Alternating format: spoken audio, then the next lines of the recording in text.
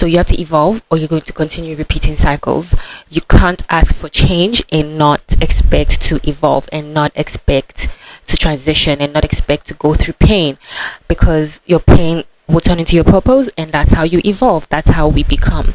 Hi everyone, welcome back. This is Loba Speaks, and I am your host, Great. If you're watching on YouTube, thank you so much for joining us. If you haven't subscribed yet, make sure to do so. Leave us a comment and a like. We really appreciate it over here. But if you're listening on Spotify, do not forget to give us a 5-star rating. Today is episode 2 of Loba Speaks, and I would love to pick up from episode 1, definitely. And in episode 1, we touched on evolving or repeating cycles that no longer serve you, people that no longer serve you, jobs that no longer serve you, friendships that no longer serve you, the whole jazz, if you understand what I mean. Today's episode, I actually want to leave a bit of a comment regarding the comments that my beautiful listeners and watchers, I really appreciate you guys, left on the video. In the last episode, I spoke about how crying is an amazing form of releasing, and someone really liked that. Actually, a couple of people liked that. Some people thought it was funny, some people thought it was something that needed to be expanded on. And a friend of mine, shout out to you girl, also spoke to me about how do I change my frequency, because I spoke about frequencies. And one more thing that people commented on was that how do you actually evolve? So we're going to break all of this down in this video. We're going to make it nice and sweet and concise as possible. Now let's start with the first one, which is crying. I said in the last episode that I'm actually a huge advocate of crying, of releasing through tears, and it's actually spiritually proven, because even Jesus cried in, is it Gethsemane?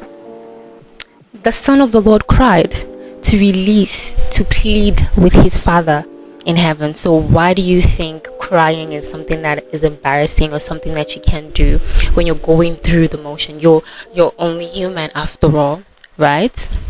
So when I say I'm an advocate for crying, it's because I've experienced some level of pain, disappointment, and betrayal, and I'm sure we all have to. And it's just a natural way. It's such a natural way. It just literally comes to you. You even cry when you're happy sometimes, because you're overjoyed by the moment, you're taken by the moment. And that's why I'm such a huge advocate for crying. And also when you cry and release, it's like you are purifying something. Do you know how many people actually feel way better after they cry? Okay, like there's a lot of us that actually feel better when we cry and release, because it's like purification. It's like you're letting it out. Also, when you're watching movies and there's an emotional nudge, don't you feel like crying sometimes? You've never cried when you're watching a movie? Going through life changes, and you're going through so many evolutions and becoming, it's just another way of shedding that layer of yourself, of letting the universe know, of letting God know that you are surrendering. Like your tears will definitely go up to the maker and help you feel like you're communicating in a way where it's like, God, I'm surrendering this chapter, this transition to you, and accept my tears as a way of surrendering. The slogan of this channel is actually for the ever evolving and ever becoming.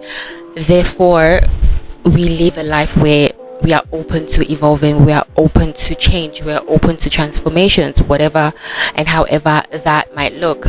And having that mindset, you know that you're going to go through so many episodes, so many challenges, so many situations that test your tenacity, that test your patience, that tests how persistent you are, how disciplined you are, and how consistent you can actually be. The other comment that a friend of mine left was, how do you change your frequency? And it's quite simple. I'm not saying it's like the easiest thing to do in the world, but my answer to her was straightforward. It was, you just have to change the way you think. We've heard it so many times. I'm sure many of us have TikToks, many of us have Instagram, and we've heard of people like Napoleon Hill who advocate for changing your mind, rewiring your thoughts, and your thoughts really do create your reality. And your thoughts can also be your enemy, right? In the sense that there's two voices in your head. There's the good wolf and the bad wolf, and the one that you feed is the one that grows the biggest. And I know that it can be so addictive to think negative thoughts. It's almost like your brain is biased, right, to negative thoughts, and you have to rewire your thoughts, because your thoughts create your reality. Your reality is your frequency, is your aura, how you're vibrating, and you don't actually attract what you're chasing per se. You attract what you are. You attract who you are. So to change your life, change your mindset, change the way you think, change the way you look at things. Before I can sit here and say, oh, I know I create my reality, it took so many challenging episodes, so many challenging situations, so many challenging things, right? And the best way that I got through that, and I mentioned this in the Art of the Comeback, is changing my mindset, meditating, praying, doing my affirmations, and reminding myself why I decided to evolve and become who I know I'm destined to become. So to change your frequency, change the way you think about everything in your life. Always channel negative energy into positivity. Do it through affirmations, do it through meditation, do it through prayer. In the last episode, again, I mentioned that your frequency will definitely have to change when your environment is changing, the people around you are changing, and the best way to respond to that is your thoughts, because your thoughts create your reality. Your thoughts are frequencies that you send out, that you emit to the world. So if you are stuck in the thought of I can't let go of my comfortability, I can't let go of this job, I can't let go of this friendship, even though they're no longer serving you, that is what you are going to keep attracting. Situations that make you keep feeling bad about everything that's going on in your life. Reinforcing that muscle of positivity will help you live a better life, will help you emit better frequencies. Another comment that I actually really liked was someone mentioned